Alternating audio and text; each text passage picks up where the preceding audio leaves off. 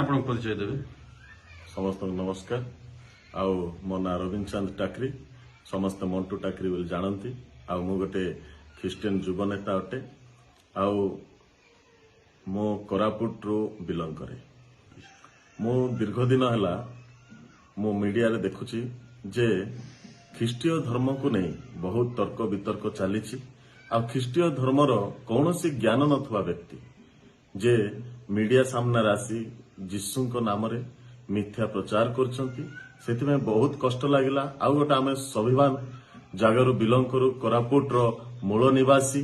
ଆଉ ମୂଳ ନିବାସୀ ହେଇଛୁ ଆଉ ପ୍ରଭୁଙ୍କୁ ଆମେ ଗ୍ରହଣ କରିଛୁ। ସେଥିଯୋଗୁଁ ମୁଁ ଏ ପ୍ରେସ୍ ମିଟ୍ ଡାକିଲି ବହୁତ କଷ୍ଟ ଲାଗିଥିବା ସକାଶେ। ସନାତନୀ ମୁଭି ତିଆରି ହେଲେ ବା ସନାତନୀ ମୁଭିର ଆମେ ଏଗନେଷ୍ଟ ନୁହଁ କି ହିନ୍ଦୁ ଧର୍ମରେ ଆମେ ଏଗନେଷ୍ଟ ନୁହଁ। ଭାରତ ଗୋଟେ ଗଣତାନ୍ତ୍ରିକ ଦେଶ। ଆଉ ଗଣତାନ୍ତ୍ରିକ ଦେଶରେ ଆମେ ସବୁ ଧର୍ମ ସବୁ ଜାତି ଆମେ ବିଲଙ୍ଗ କରୁ। ଆଉ ଆମେ ତ ମୁଁ ଗୋଟେ ଖ୍ରୀଷ୍ଟିଆନ ଲୋକ, କିନ୍ତୁ ମୁଁ ହିନ୍ଦୁ କଲଚରକୁ ବହୁତ ଯେ ସମ୍ମାନ ଦିଏ। କିନ୍ତୁ ମୋର ଜାତି ଉପରେ ଯେତେବେଳେ କଥା ଆସୁଛି ସେତେବେଳେ ମୁଁ ଆଉ ବରଦାସ୍ତ ବି କରିପାରିବି ନାହିଁ।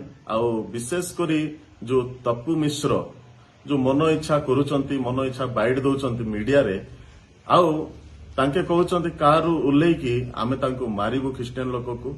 ଆଜି ମୁଁ ଆପଣମାନଙ୍କୁ ଓଡ଼ିଶାବାସୀକୁ କହିବାକୁ ଚାହେଁ ଯେ କୌଣସି ଲୋକକୁ ଯଦି ଗୋଟିଏ ବି ତପି ମିଶ୍ରର କୌଣସି ପିଲା ଛୁଇଁବ, ତେବେ ଆମକୁ ବି ଜଣା ଅଛି କଣ, ଆମେ ବି ବହୁତ ବଡ ଗୋଷ୍ଠୀ। ଖ୍ରୀଷ୍ଟୀୟ ଧର୍ମ ଭାରତର ନୁହେଁ କେବଳ ୱାର୍ଲଡର ସବୁଠୁ ବଡ ଗୋଷ୍ଠୀ। ଆଉ ଆମେ ବି ବରଦାସ୍ତ କରିବୁ ନାହିଁ। ଆଉ କିନ୍ତୁ ଆମେ ତପି ମିଶ୍ରକୁ ବିଶେଷ ଅନୁରୋଧ କରୁ, ଆମକୁ ପ୍ରଭୁ ଯୀଶୁ ଖ୍ରୀଷ୍ଟ ପ୍ରେମ ଶିଖାଇଛନ୍ତି। ଆଉ ସେ ପ୍ରେମ ବଳରେ ଆମେ ଆପଣଙ୍କ ହାତ ଯୋଡ଼ି ଅନୁରୋଧ କରୁ। ବିଶେଷ କରି ମୁଁ ରବୀନ୍ଦ୍ର ଚାନ୍ଦ ଟାକରେ ଆପଣଙ୍କ ହାତ ଯୋଡ଼ି ଅନୁରୋଧ କରୁଛି ଯେ ମୋର ଜାତିକୁ ମୋର ଧର୍ମକୁ କେବେ ମଧ୍ୟ ଆପଣ ନିଚ କରି କଥାବାର୍ତ୍ତା କରନ୍ତୁ ନାହିଁ।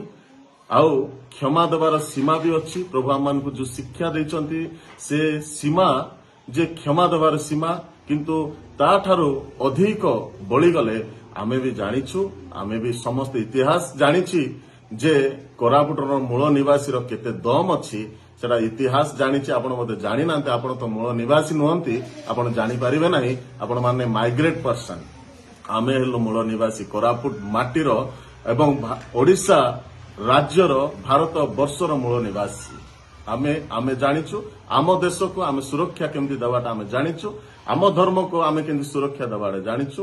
ଆଉ ବିଶେଷ ଅନୁରୋଧ କରେ ମିଡିଆ ଭାଇମାନଙ୍କୁ ମଧ୍ୟ, ଆପଣମାନେ ଯୋଉ ମିଥ୍ୟା ପ୍ରଚାର କରିବା ଲୋକମାନଙ୍କୁ ସହଯୋଗ କରୁଛନ୍ତି, ଅନୁରୋଧ କରେ, ହାତ ଯୋଡ଼ି ଅନୁରୋଧ କରେ ଯେ ମିଥ୍ୟା ପ୍ରଚାର ବନ୍ଦ କରନ୍ତୁ। ଏଇଟା ଗଣତନ୍ତ୍ର ରାଷ୍ଟ୍ର। ଗଣତନ୍ତ୍ର ରାଷ୍ଟ୍ରରେ ପରସ୍ପରକୁ ସମ୍ମାନ ଦେବାଟା ଶିଖନ୍ତୁ।